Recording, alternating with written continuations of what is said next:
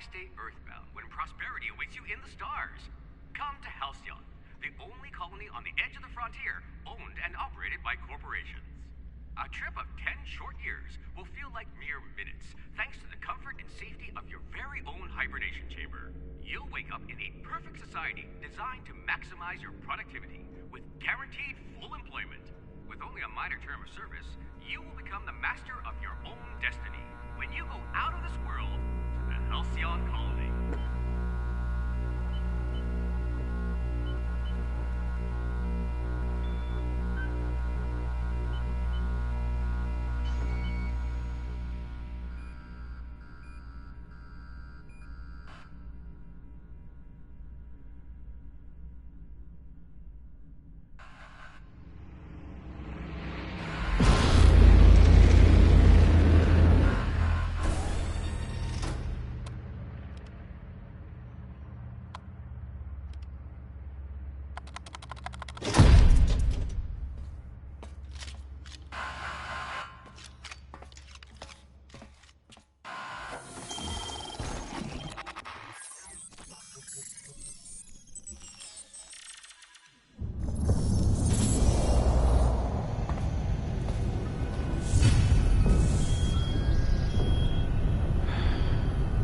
Hundreds of thousands of colonists left adrift out here forever, just to keep from damaging the board's bottom line.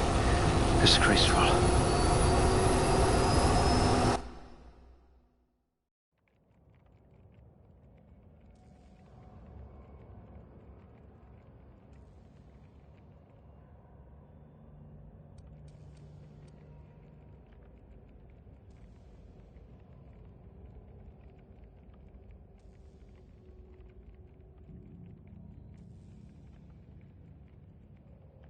Finally, evidence of intelligent life in Halcyon.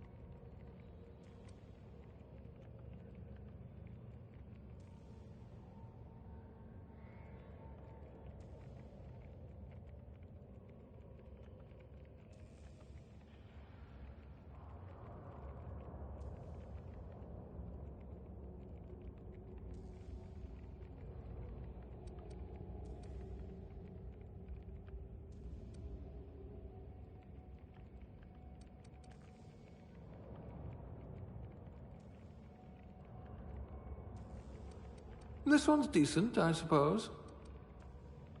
If I had this one's charisma, people might actually talk to me.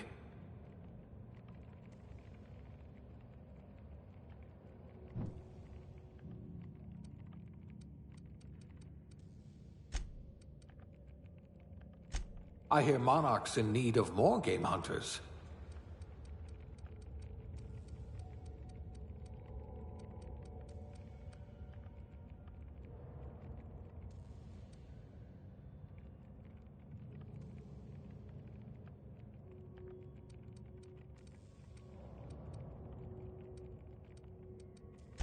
You would have made Outpost Administrator within a year. You could make a vicar doubt the law.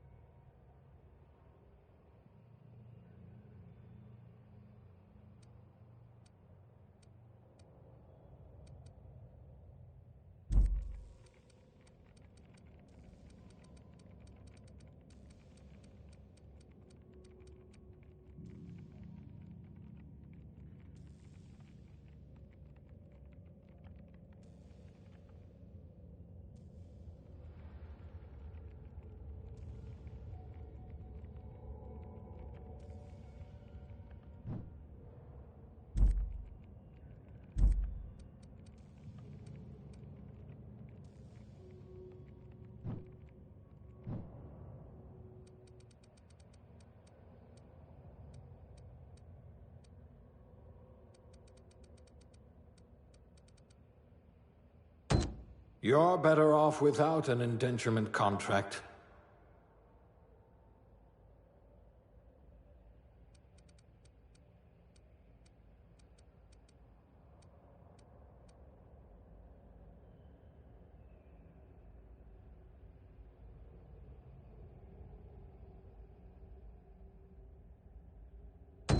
Handle bits for a living, huh?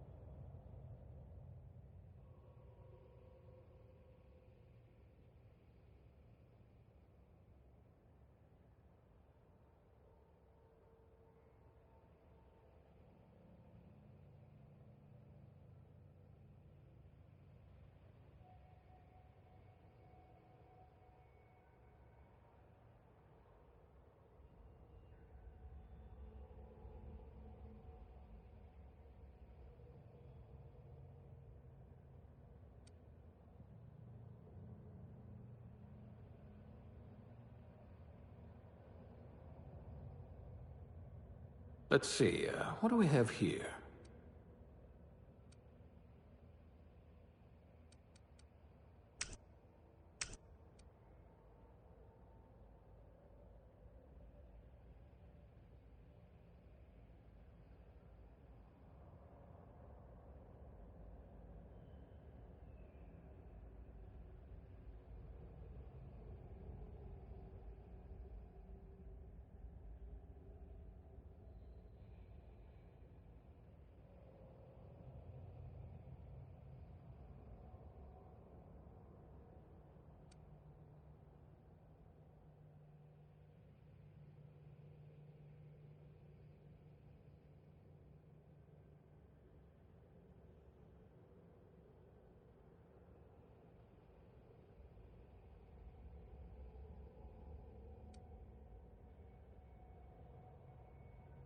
Decisions, decisions.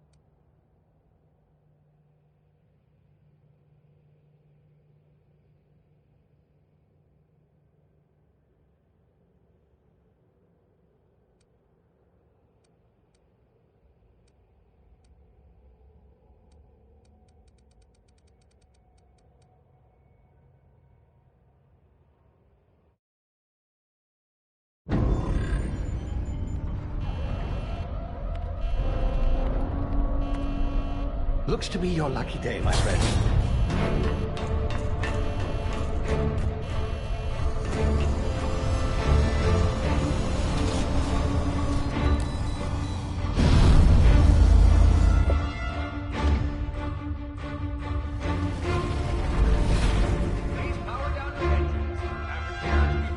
unlikely bootlickers.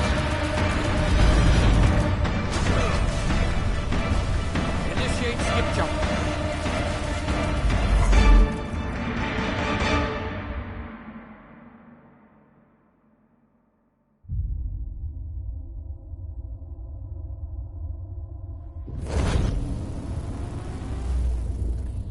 Status. Structural integrity down 25%. Power levels down. Shit.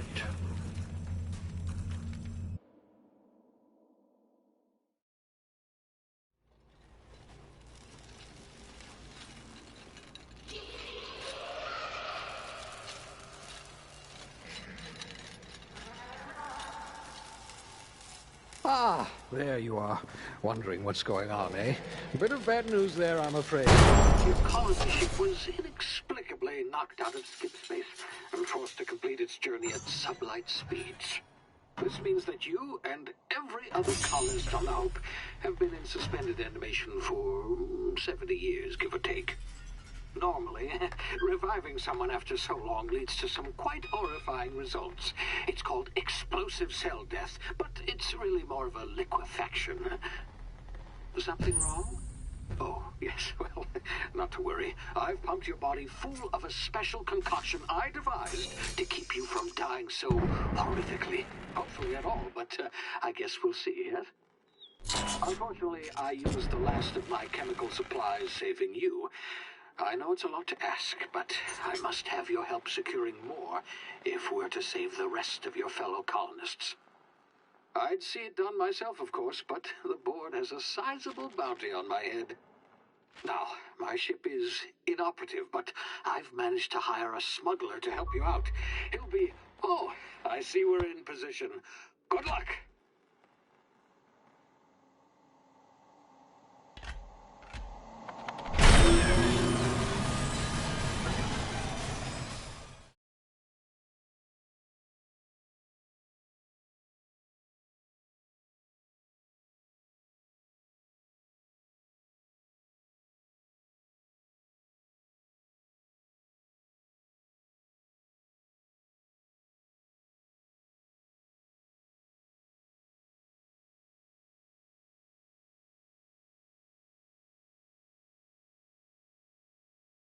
Can you hear me? Is this thing working? Ah, there you are. Now, where were we? Oh, yes, the smuggler. His name is Hawthorne, and he should be waiting for you at the landing site. He's to be your chauffeur, so to speak. Not to worry, I'm told he's a specialist. Dashing gunslinger, one-of-a-kind ship, that sort of thing. You'll like him, I'm sure. I've also outfitted you with a simple wireless monitor, so I can track your progress. I'll check in with you as soon as you land. Good luck. All the colonists are counting on you.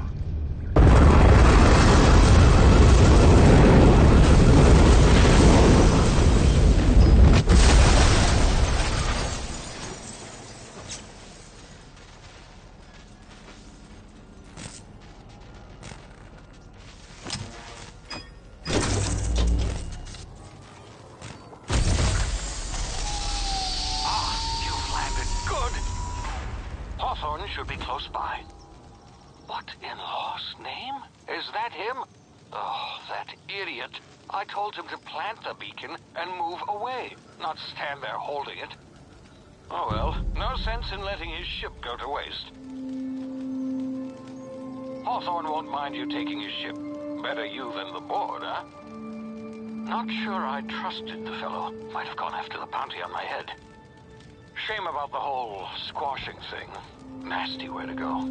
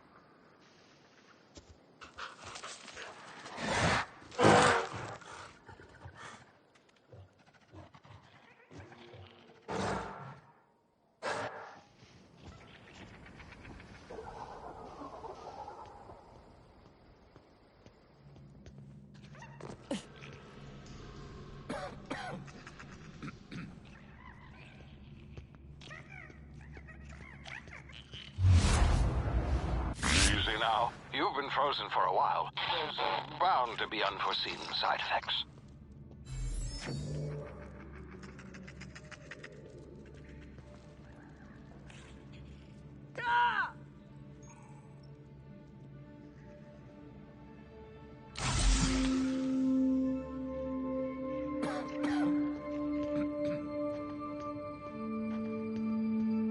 Hey, you, come here. You've tried the best now. Now try the rest. Spacer's choice. Oh, wow, that stings.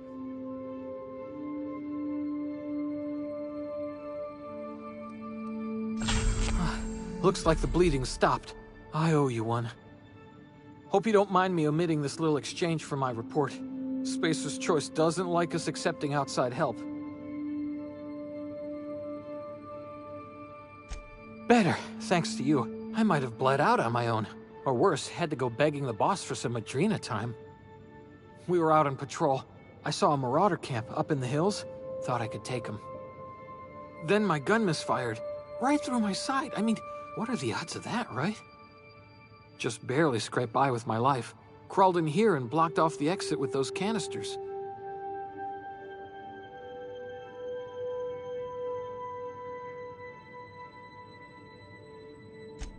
Gibbering, flesh-eating, law-breaking, unemployed lunatics with guns. Some hullhead grounded their spacecraft out in the open. That's a real good way to attract marauders. See those canisters by the entrance? Marauders come sniffing around in here, and I can take them all out with a single shot. Not bad, huh?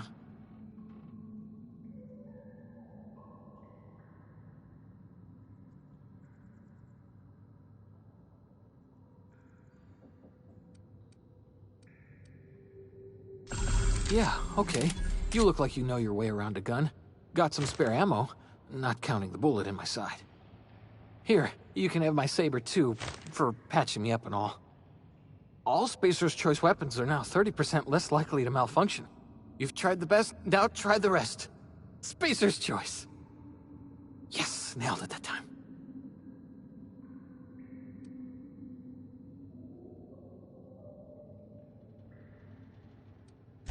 You hit your head or something? You're in Emerald Vale. We're a Spacer's Choice community. Edgewater's a little ways down. Prettiest place in the Vale. Be sure to stop by a provisioner's for a can of our famous salt tuna.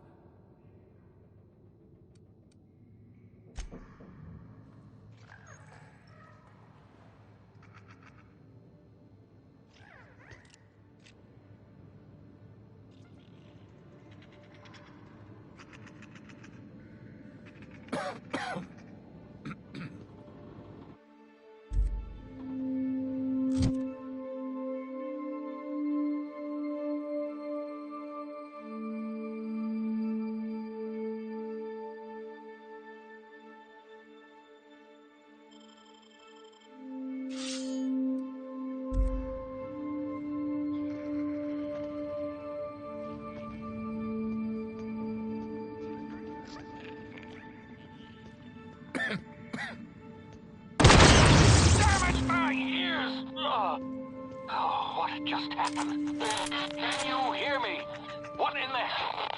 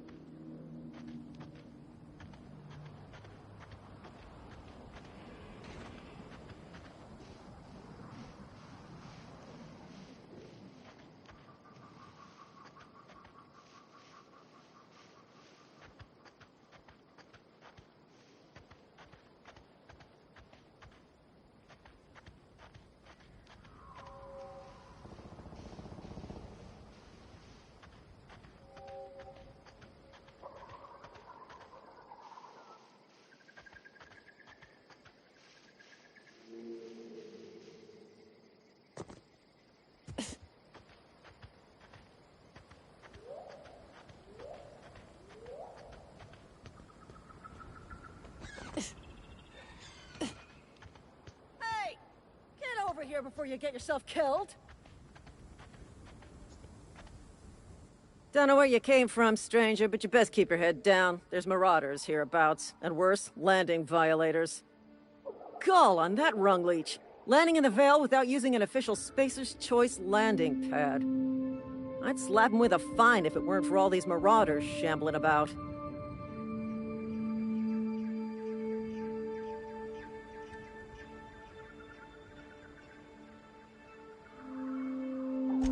Really? How is he?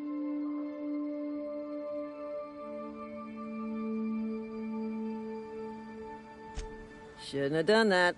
Spacer's Choice family ain't authorized to receive medical aid from off-brand physicians. We'll see him back to Edgewater, just as soon as I cross these marauders off with the swift, cost-efficient fury that's made Spacer's Choice the most trusted brand in personal defense. I just, need a couple of winks to catch my breath. Stretch my legs some.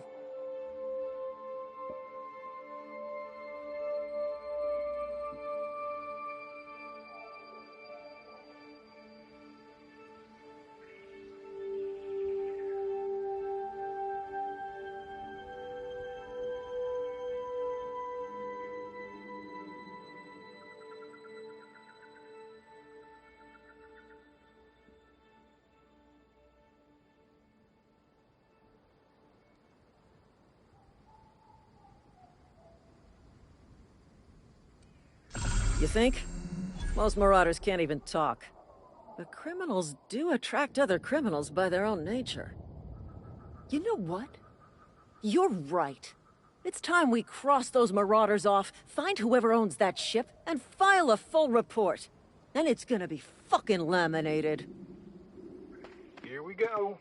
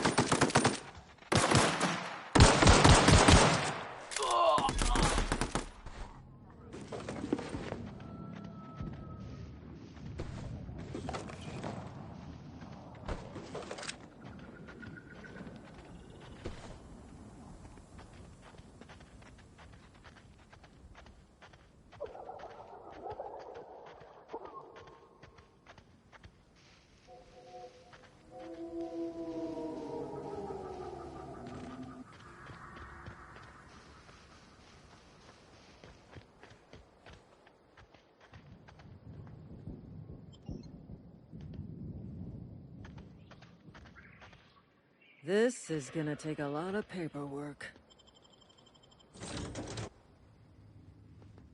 Please be informed that this vessel contains no valuable plunder.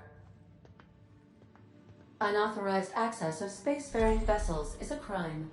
Please submit yourself to the authorities.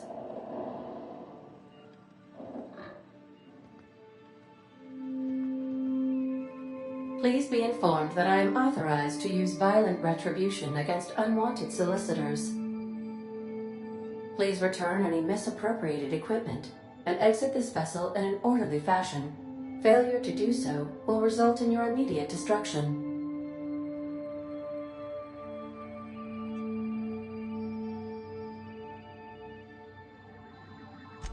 Jettison procedures initiated. Disengaging airlocks. Preparing to eject all boarded parties in 5, 4, 3, 2, 1.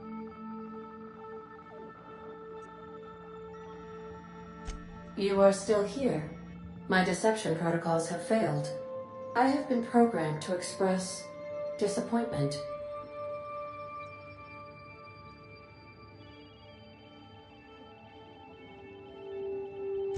I am incapable of accepting orders from anyone other than Captain Alex Hawthorne.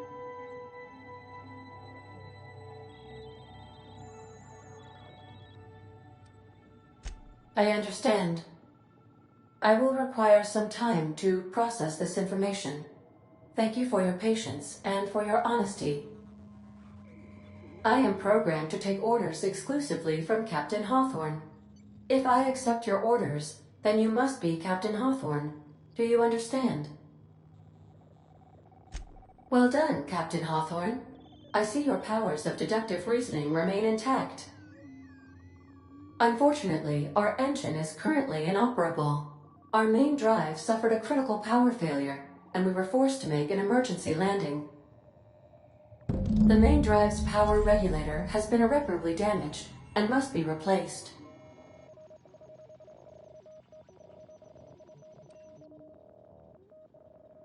Astutely observed.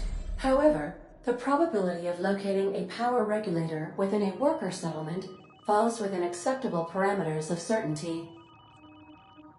High-capacity power regulators are sometimes employed in the electrical networks of worker settlements. I have taken the liberty of printing you a new Captain's Identity cartridge. Please try not to lose it this time. This cartridge identifies you, Alex Hawthorne, as the registered proprietor and captain of the Unreliable. Do you understand?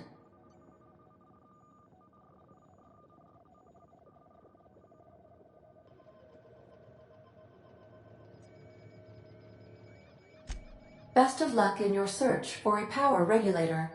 Try to stay alive this time.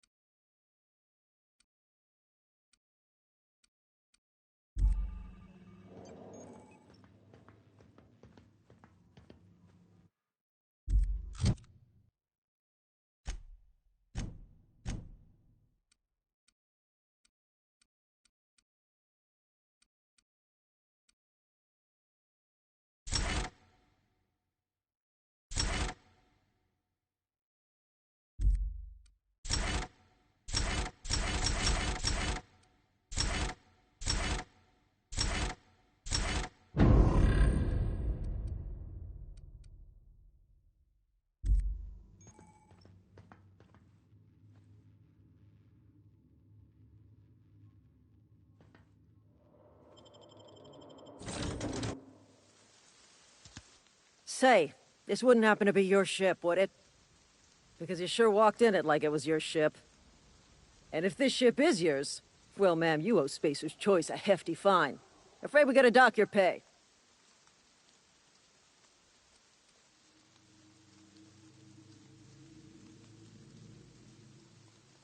Oh, by the law. I'm so sorry. I had no idea we had an inspector coming. If you'd like to speak with my manager, I report to Constable Reyes in Edgewater. Edgewater's not too far. Just follow the road east of here, over past the cemetery. Now, if you'll excuse me, I need to inspect the crime scene before I make my report.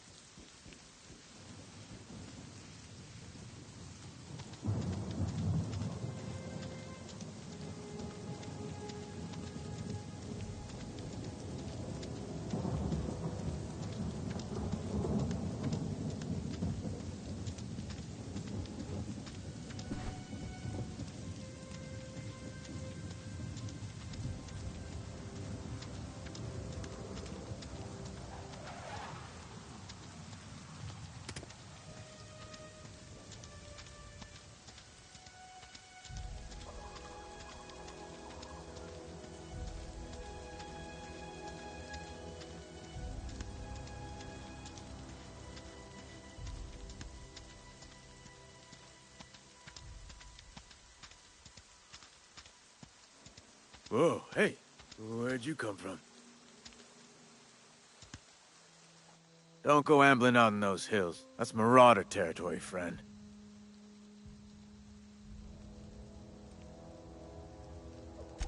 Your pod? What are you on about? You take a bruise to the cranium? Ain't safe out here. You'd best head into town. Avail yourself of Edgewater's high walls. And low prices.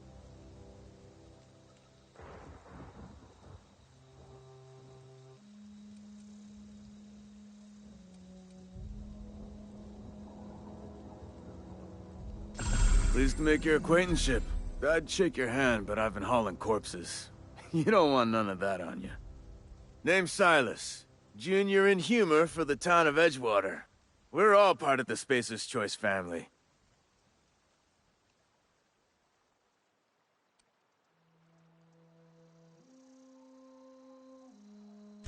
Got a knack for being discreet-like? There's money to be made, long as you keep your nose clean. Edgewater is a company town, board-owned and operated. That includes the cemetery. None of us own our grave sites, we rent them from the company. Renting means money. Money means paperwork. Paperwork means signatures. Some of our families become a mite delinquent in paying their dues, you see?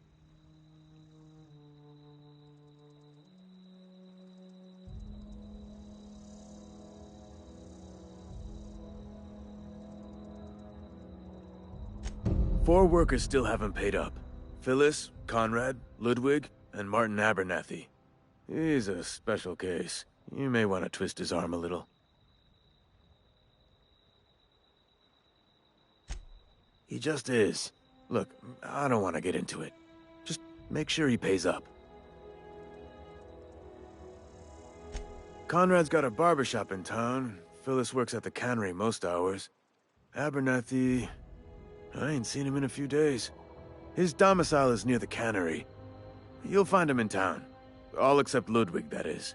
He's over by the landing pad.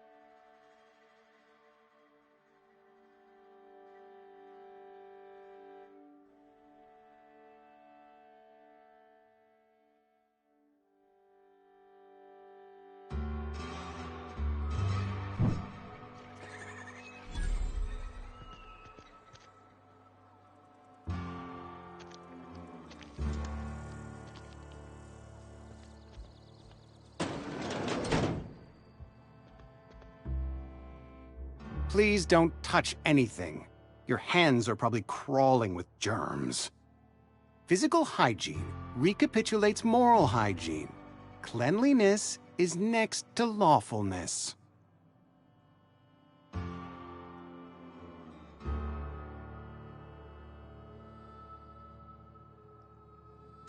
So everyone says, until someone forgets to cough into their elbow, and then we're all dying of plague. I'm Conrad. You will report to me if your hair fails to meet Spacer's Choice aesthetic standards. You will also report to me in the event of your death, whereupon I will clean and prepare your remains for interment.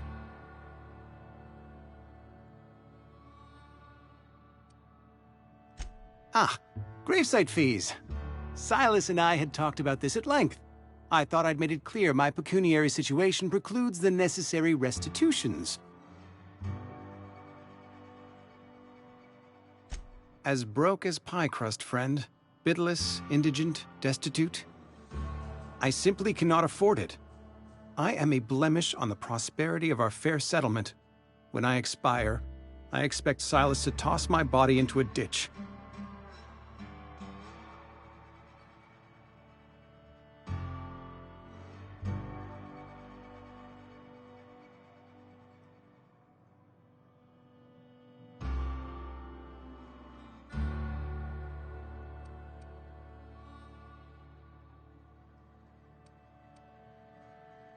Thank you, no. I despise the cereals.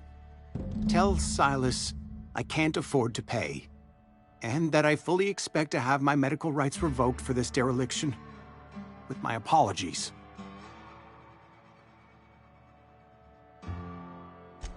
Some time ago, I fell ill with the plague. By the grace of the law, and through my own hard work, I'd proven worthy of treatment. Frankly, I don't imagine I'll earn that right a second time. The barber work hasn't been profitable, you see. I've had to keep this old place running with my own savings. Not a bad idea. But I'd need some kind of collateral. My pair of lucky clippers! No, that won't do. Your idea intrigues me, but I'm afraid I don't have anything to give Silas. I'm open to suggestions.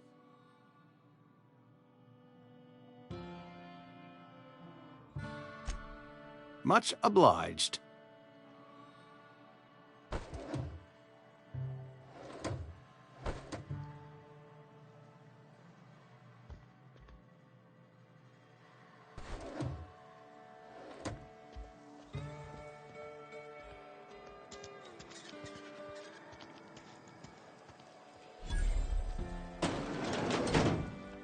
You read the latest report? Only the part that said we ain't making our quotas. If only McDevitt's folk hadn't abandoned us. Cannery could use those extra hands. Nothing we can do about that. Sure there is. We can have another zero-G. I don't know you. Uh-huh. The Unreliable, you say? Never heard of any company supply ship with that particular name. Whew! I don't know what you're about, but this here's a Spacer's Choice drinking establishment. We're all loyal, hard-working company folk here.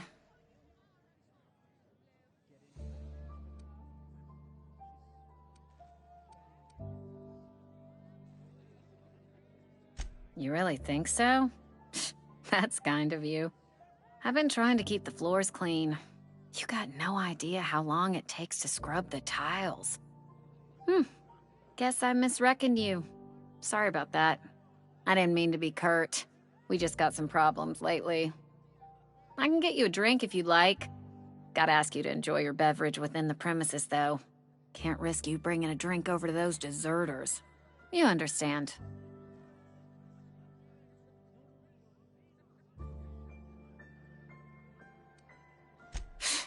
Traitors. The lot of them. Bunch of folks decided they were tired of working and went out into the wilds to fend for their own selves.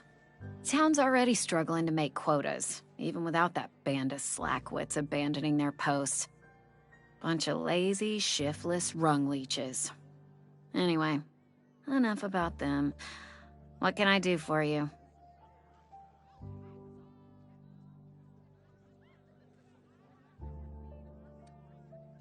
Do you now? And what makes you think Mr. Thompson wants to talk to you? He's a busy man. You want to talk to Mr. Thompson, try ignoring your duties. He'll summon you up to that great big tower atop the cannery, and you'll get yourself a proper dressing down.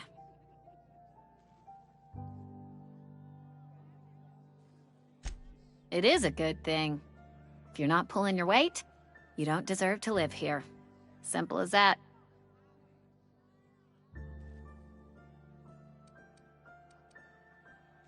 Coming right up.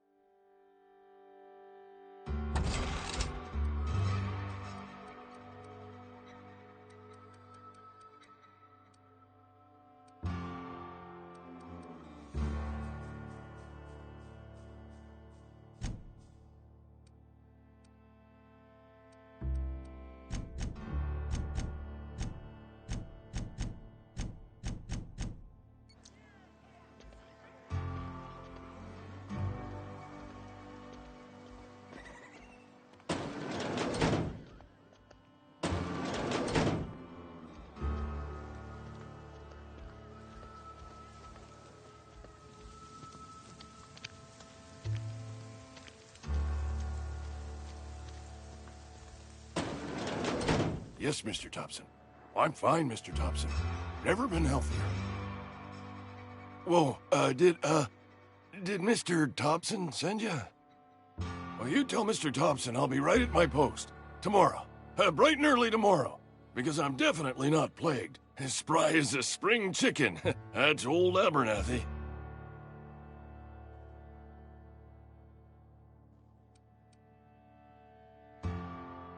You some sort of wandering alienist? Walking into a man's own domicile, pestering him about his mental state?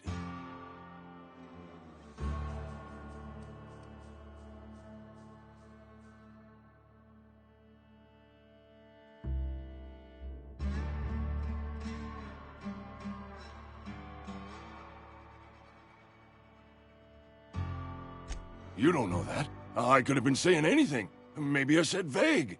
You know how words sound a mite strange when you're sick. Wait, no. Oh, damn it. Okay, listen. Maybe I am feeling a little under the weather, but I swear I'm on the mend. Please, don't tell the constable.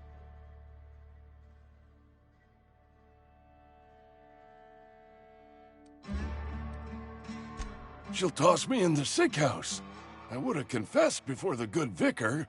Get some ablutions for my spirit. Just never found my courage is all. Hey, you're hale and healthy and possibly for hire, ain't you? Do a good turn for an expiring old man? Couple hours out of your day and some light second-story work, that's all. There's a cache of anthracillin tucked away in the old community center. Powerful stuff. Stronger than what we got, anyway. I need you to break in, nab that medicine, and bring it back to me.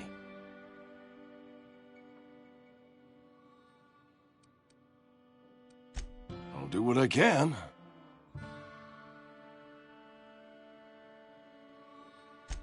I tried medicating myself with adrenatime. Didn't do much for me, as far as I can tell. Anyway, I can't just buy medicine. Distribution of medicine is strictly prohibited to any workers beneath the acceptable margin of health. Company policy.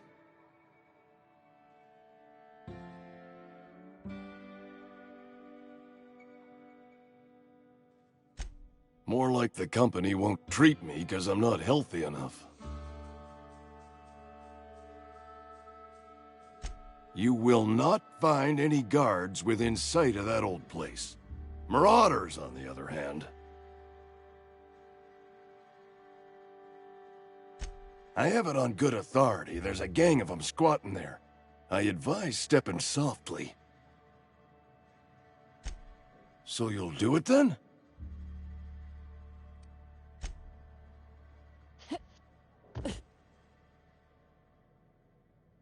You wanna mingle, go try the can...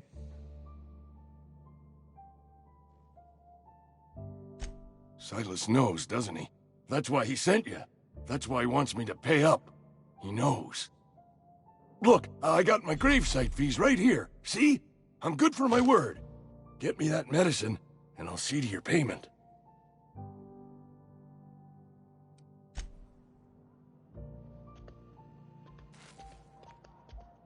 You're making a mistake.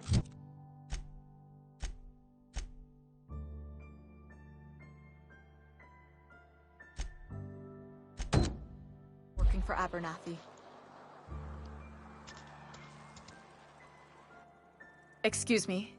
I'm Esther Blaine, Spacer's Choice Actuary. I overheard your talk with Abernathy. I hope you're not thinking about getting him that medicine. Abernathy is a well-known hypochondriac. Anthracillin is wasted on him. You're better off selling it to me instead.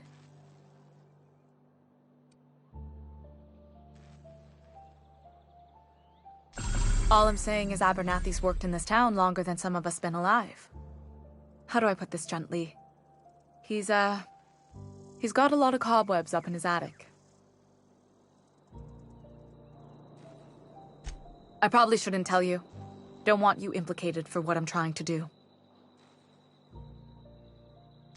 Alright, here's a summary. A lot of sick people in this town, and we don't have the medicine to treat them all. Can't reach out to corporate without crossing a river of red tape, so I'm reaching out to you.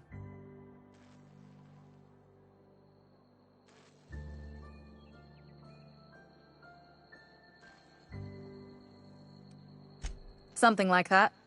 Look, I'm not in the habit of law breaking, but sometimes you've got to do the wrong thing for the right reasons. That's all I can ask of you.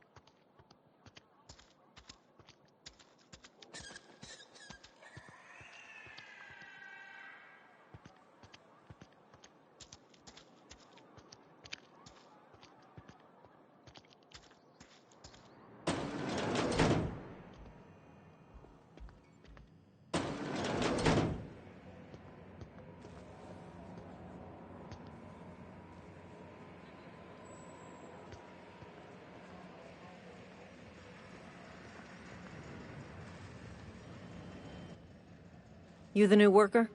Whatever. Make it quick, Tenderfoot. I'm busy.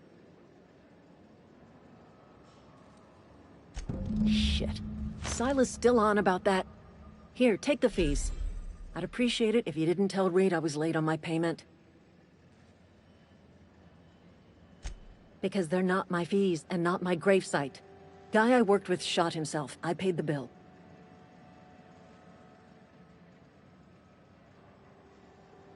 I could do without the sarcasm. Wasn't acting out of the goodness of my heart.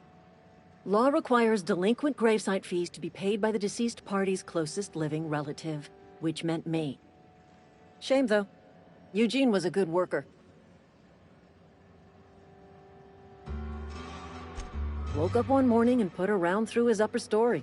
Can't imagine why. The kid was doing all right at his desk. We all thought he was an upstanding receptionist. Just between the two of us, I'm pretty shocked his weapon didn't misfire. Spacer's Choice handguns aren't the most reliable.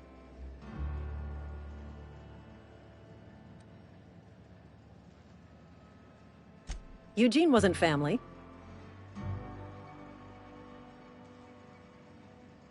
Yeah, I was the closest living person relative to his body at time of death. I'm the one who found him, you see, so I pay the fines. Suicide's a crime. The legal term is irreparable damage to company property. What Eugene did to himself was vandalism.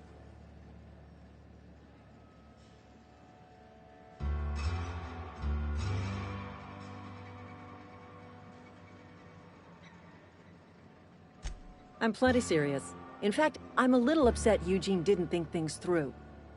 In other words, Edgewater would have been penalized pretty hard. Whatever Eugene was worth as an asset, we would have had to pay out of pocket to Spacer's Choice.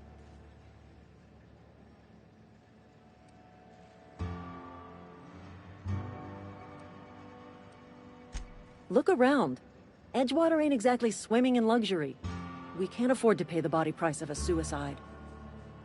All I know is Silas asked me for Eugene's gravesite fees, which means he was approved for burial, which means his papers went through, which means the town's in the clear. I'm just glad to put this whole ugly affair behind me. Eugene can rest his bones in peace, and the rest of us can get on with our own lives.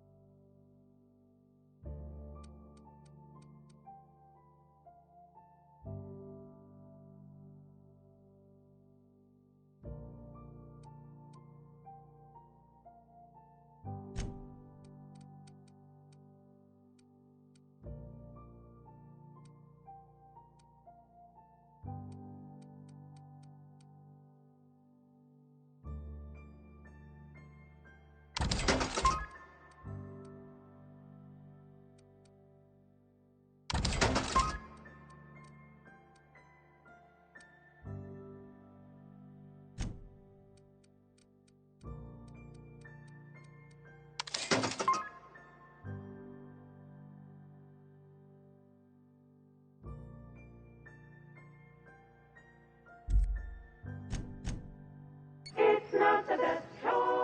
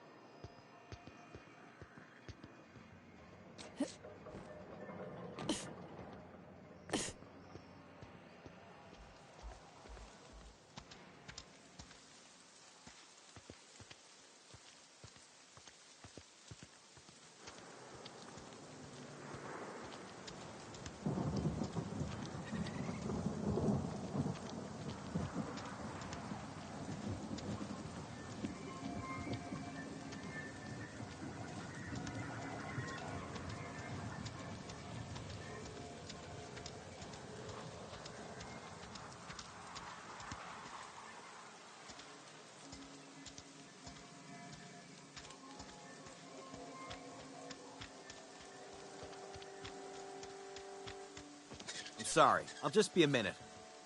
You had a minute. Next one comes out of your pay. Something got you down? Nothing. Just don't want to fall sick.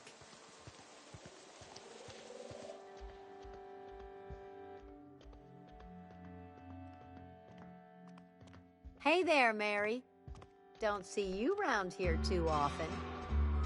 Oh, I just came to talk to the vicar is all. None of us are above confessionals. What have you got to confess? You ain't thinking of deserting, are you? Yes, what is it? You're an outsider. Fantastic. Vicar Maximilian de Soto, at your service. Or Vicar Max, if you're the sort who prefers brevity. I so rarely get new people to talk to. Name your poison, anything at all. Spiritual counseling? This season's tossball predictions? The quickest way out of town?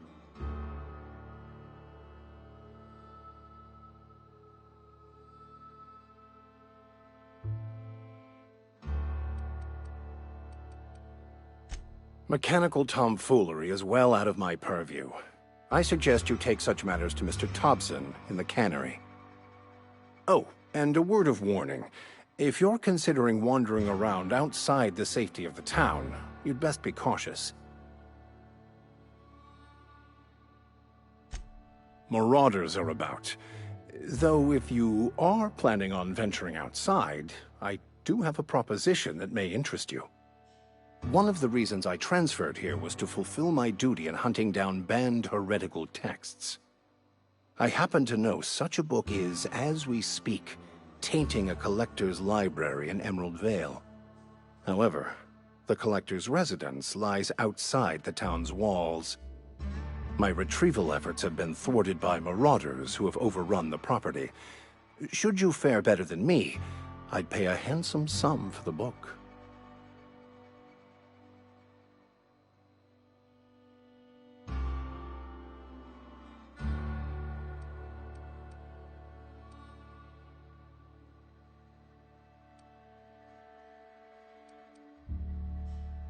I just want to keep the writing out of layman's hands. It wouldn't do for such information to fall into public consumption.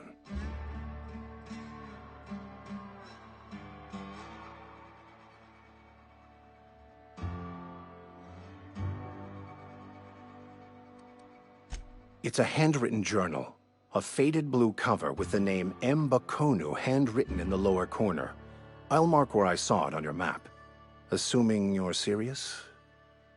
It is not only a beautiful relic of a bygone time, it's also the thoughts of an early thinker on the nature of man's place in the cosmos.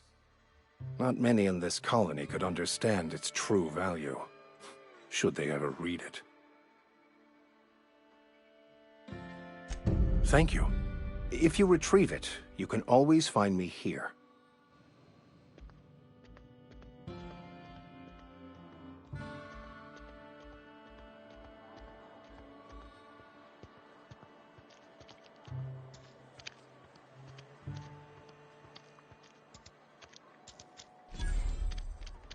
If you're falling sick, I don't want you near me.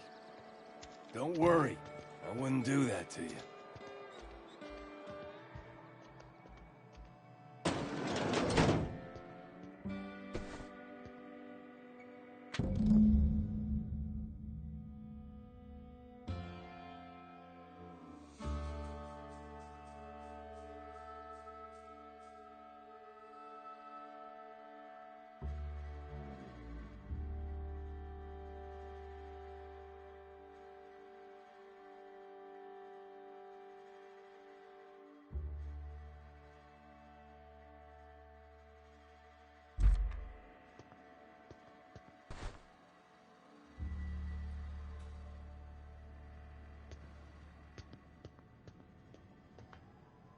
What can I do for you?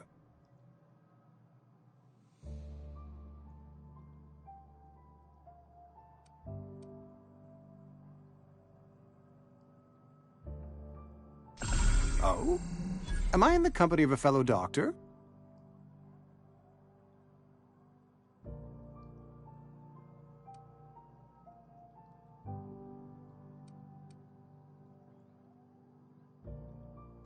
You may think that, but the tidiness of my fellow worker is my responsibility, alive or otherwise. Whether you're showing up to work or going to that great cannery in the sky, it's my job to make you look like a million bits.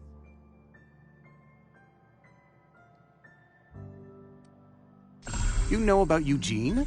How?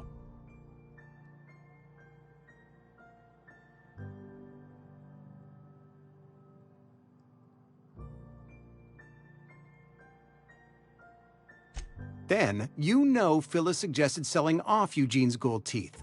I didn't approve of the idea then, and I don't approve of it now. Eugene's golden teeth were a family heirloom, representing 3 generations of poor dental hygiene. He took them to his grave.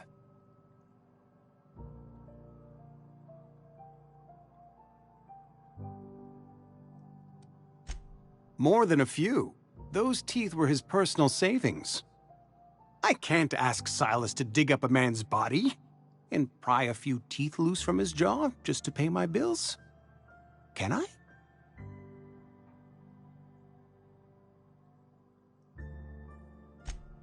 Yes, I suppose I must. Here you are. Gravesite papers affixed with my signature and an IOU.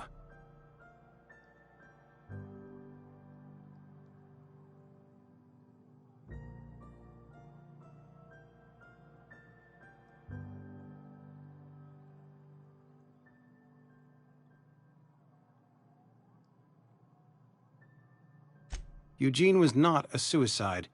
He put a bullet in his brain, yes, but that's largely a technicality. I was the one who prepared Eugene's body for interment.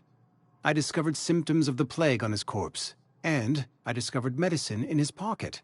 Lots of medicine. Eugene overdosed on adrenatime, which is known to cause psychosis and paranoia as possible side effects. The paranoia drove him to take his own life.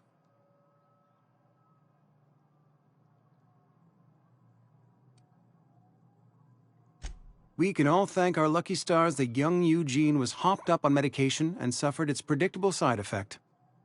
I included it all in my official report. I'd like to think I saved Edgewater a great deal of money. We never could have paid the fines associated with a suicide.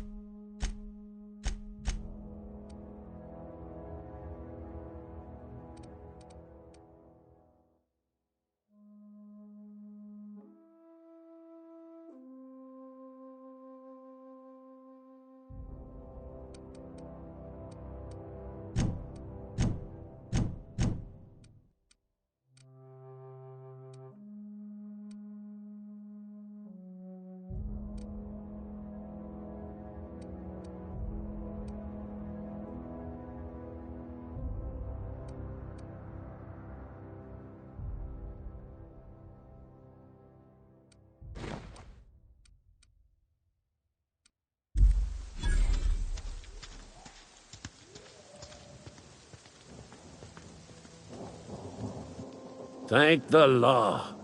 I've been requisitioning backup for months. Guess the boss finally came to his senses. You ever swung a truncheon? Let me see your rifling stance. I want to make sure you're up to snuff.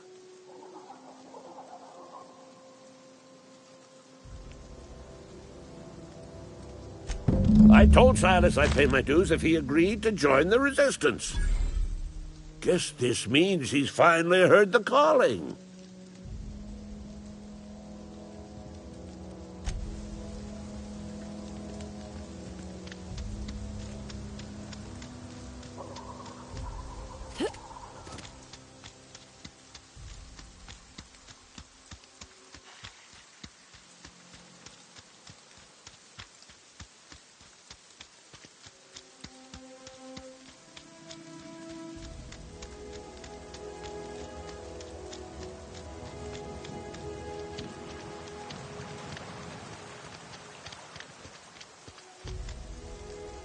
Fancy threads. That some kind of hibernation suit?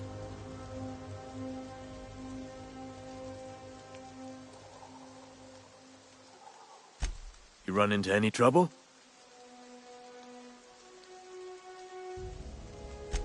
Reliable work from a freelancer. That's gonna take some getting used to.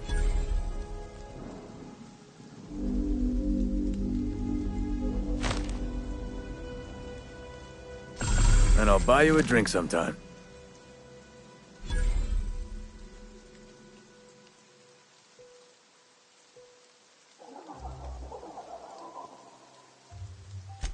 Oh, suppose you've earned it. One good turn deserves another.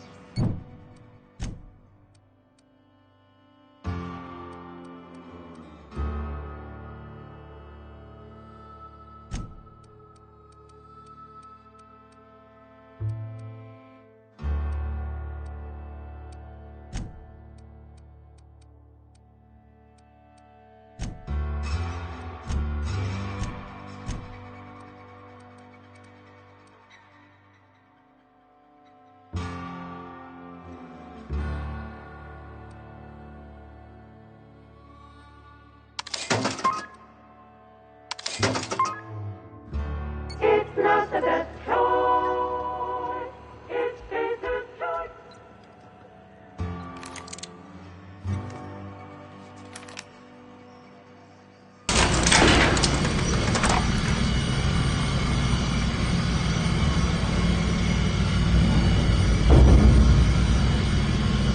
Miss Holcomb, I need you to explain this aggressively.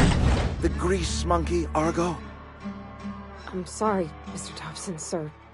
You asked why it's taking so long to fix. The answer's technical. Don't apologize. Just try using small words for me. The cans bust open in the oven because she's set to cook saltuna, which isn't what we've got. Mr. Thompson? I think there's someone here to see you. Focus, Miss Holcomb. You and I are still talking. Let's start over. Walk me through the process. Show me where it's going awry. Well, sure. It's, mostly on account of what we're feeding into the mechanism. It puts food in cans. We have food, we have cans. Why won't it work like we need? She's expecting saltuna of a certain size. We're filling the cans with... well, not fish.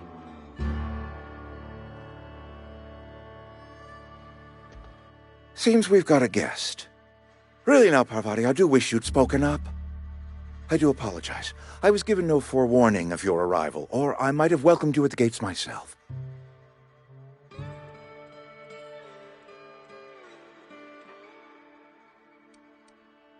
You were saying, Miss Holcomb. It's just what Bess needs is a proper refurbish.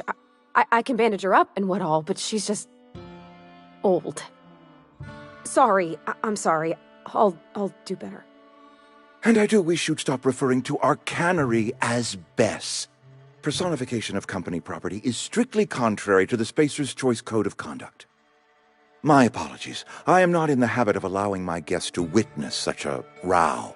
Now, what can I do for you?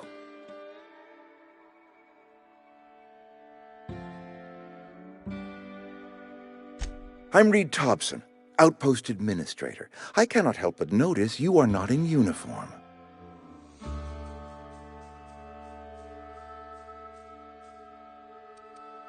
Of course not. I don't have that kind of luck. Seems I allowed my excitement to run away with my wits.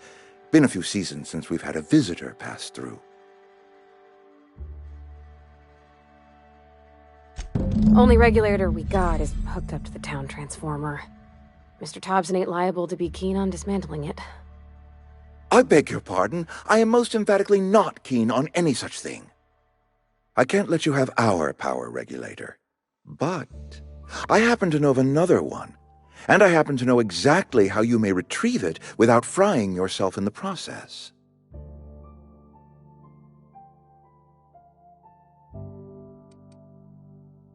My proposition benefits the both of us. Please, hear me out. There's a power regulator in the old botanical lab. It's mostly abandoned, so all that power is being squandered. Go down to the geothermal plant. Reroute power from the botanical district over to us.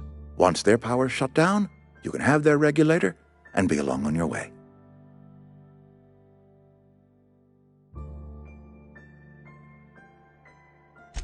I was not entirely sure how to tell you this. The botanical labs are not legally inhabited, but there are people who live there.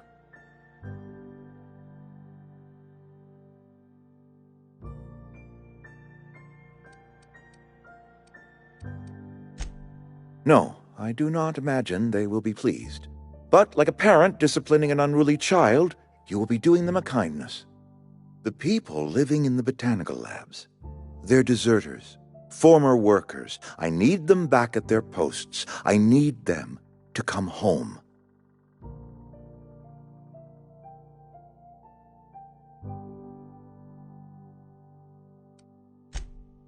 Edgewater is struggling.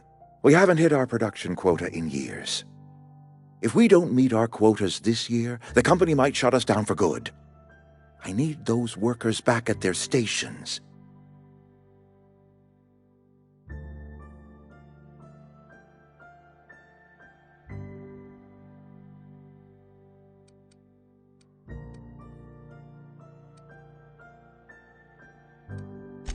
Neither do I. The fault was entirely mine. I pushed them too hard. My hope is that by cutting off their power, you will convince those deserters to come back to town. Before you go to the plant, I want you to stop by the botanical lab. Speak to their leader, Adelaide. Tell her the power's about to go, and that it's time her band of deserters came back to town.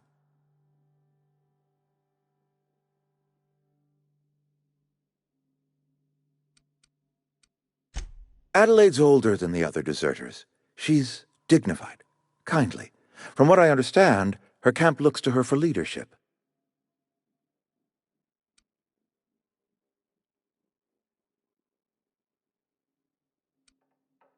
That reason was me.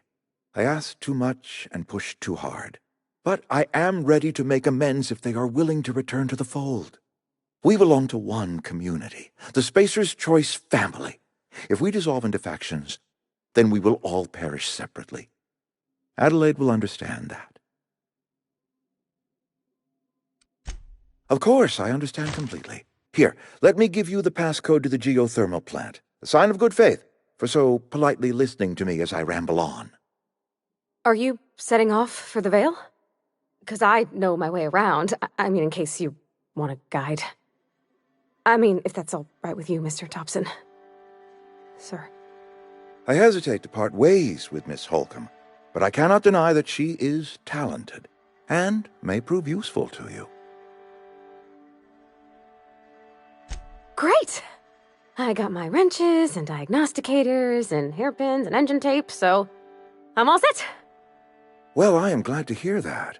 Best of luck to you, and thank you again for your help. It is a lot to ask of a stranger, I know.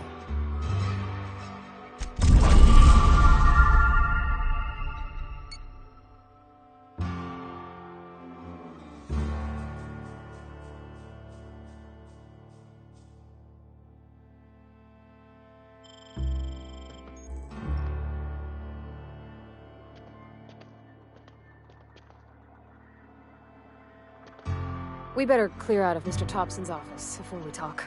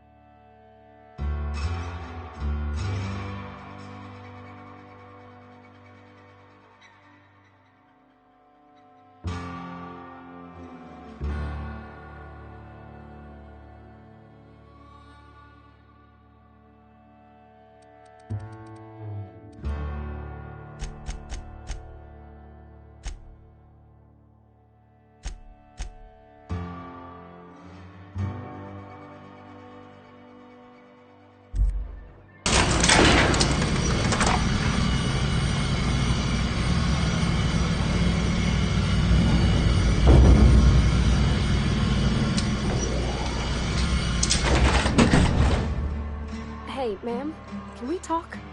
Sorry. Sorry. You just want to get out of here. And you likely don't want to tag along like me. It's just, Mr. Thompson has his own view on matters, on account of it's his job and what all, but that's not the only side of the tale.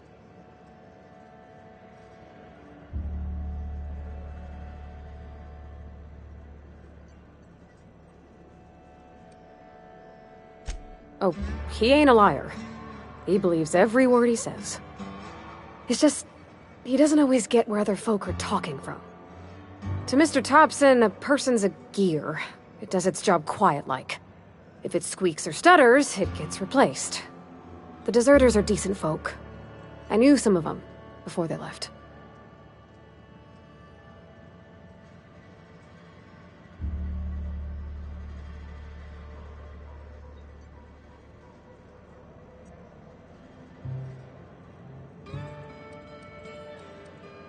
Miss McDevitt? Oh, gosh, no. She was a real important person. A flavorist. Made all the food taste decent. She used to work up in the big office with Mr. Thompson. Alls I know is she left after her son died. It was a real big to-do. I could hear them both yelling clear from my own place. Life's hard here. Especially for them that don't fit in so well. We're one big Spacer's Choice family, but every family's got the one the rest whisper about.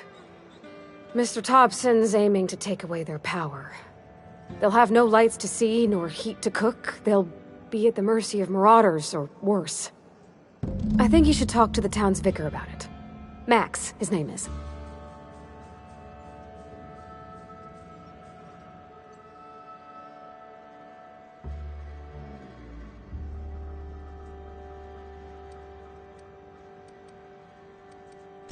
Books are for rich folk. I wonder what he wants with something like that. Thanks, ma'am. I just think when you gotta make a decision that'll hurt somebody, it's best to think on the right and wrong of it. That's what my dad used to say anyways.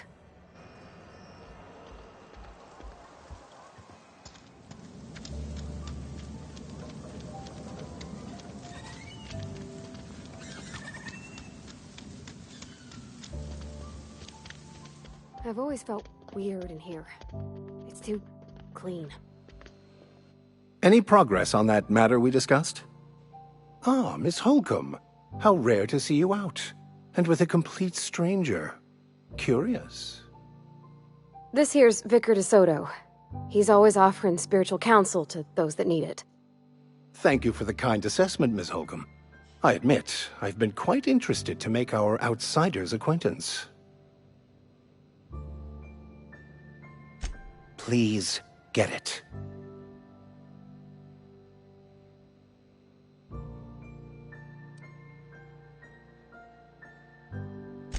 What would you like to discuss?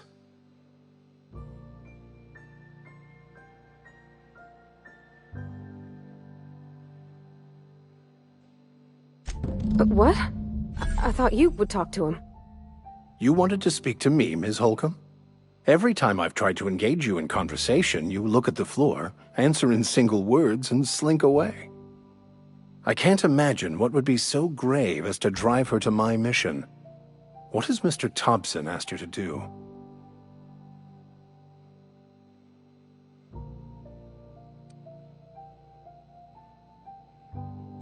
Depriving them of safety from the marauders and wildlife. I can see why that troubles you. Miss Holcomb has a soft heart. Always has, if you believe the talk.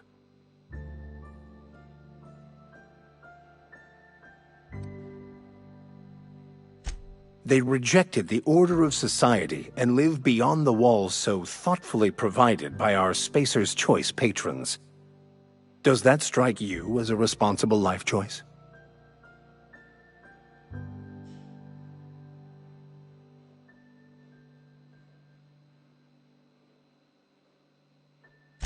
Astute. But I am here, not in the deserter camp, so that's not a variable I can account for.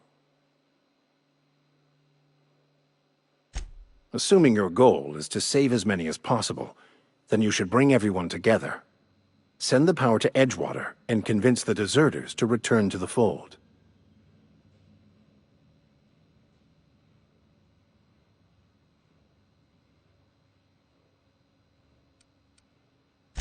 I so rarely get new people to talk to.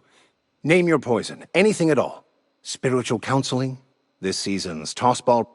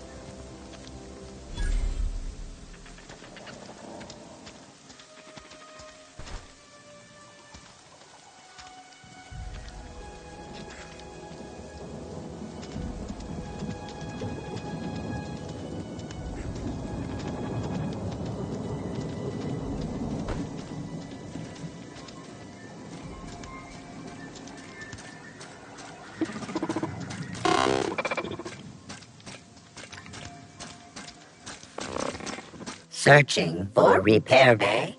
Error. Navigation systems failed. Unable to comply. I could probably fix that. I mean, if you wanted me to. Take your time. You need help, just give a yell. A metaphorical yell. If you yell for reals, you're liable to spook them.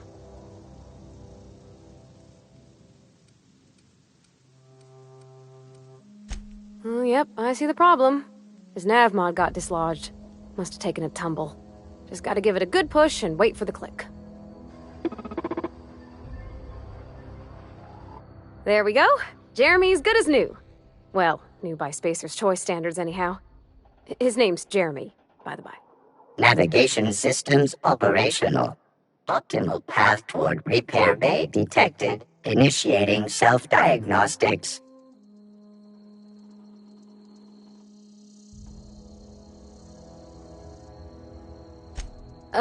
I don't reckon Jeremy understands the concept of trade. Spacer's Choice reminds all colonists that serving the Spacer's Choice family is the highest possible reward. I have been programmed to deliver this pre-approved message. Be more careful out there, Jeremy.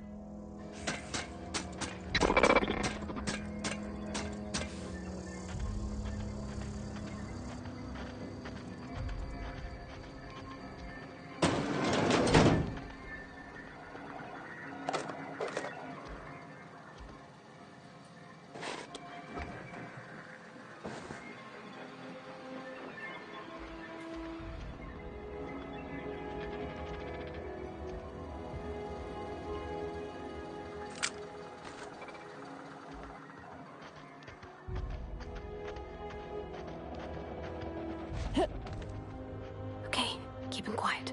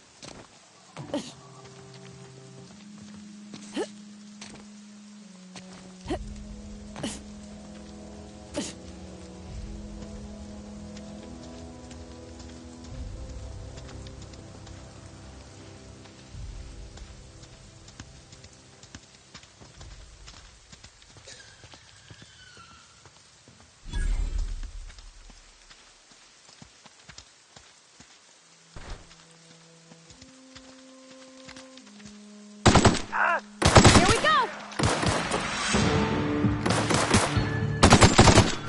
Nice one!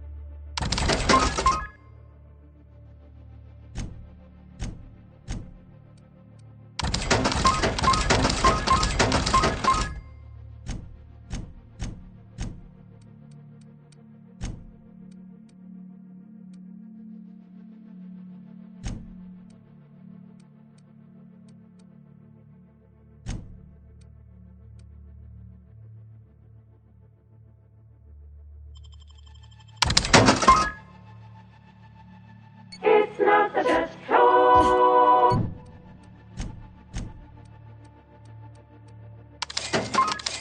It's not the best.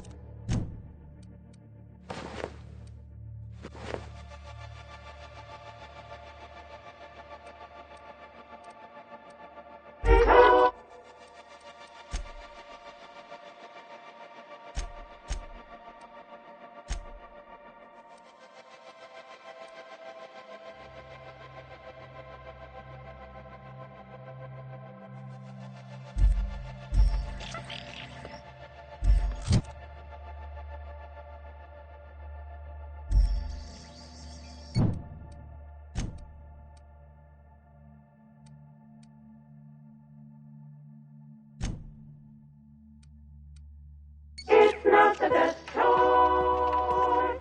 It's Spacer's choice.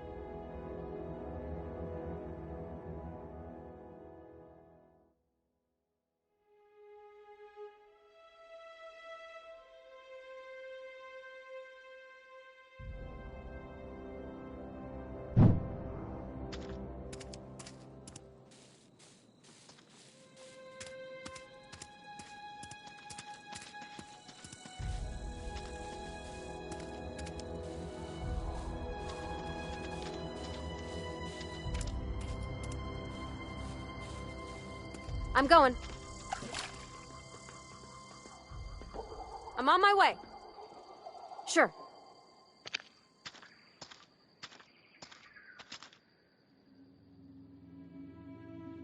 Moving.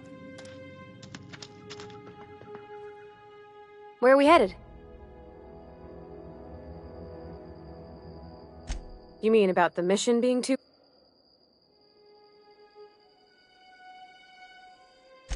I know, but Vicker says the universe is a machine, that it runs by law.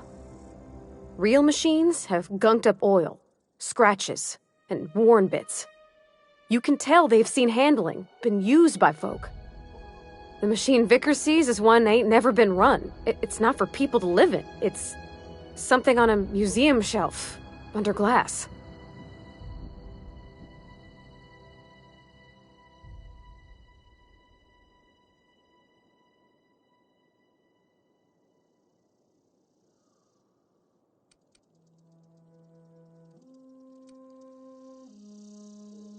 It just comes off cold to me, is all.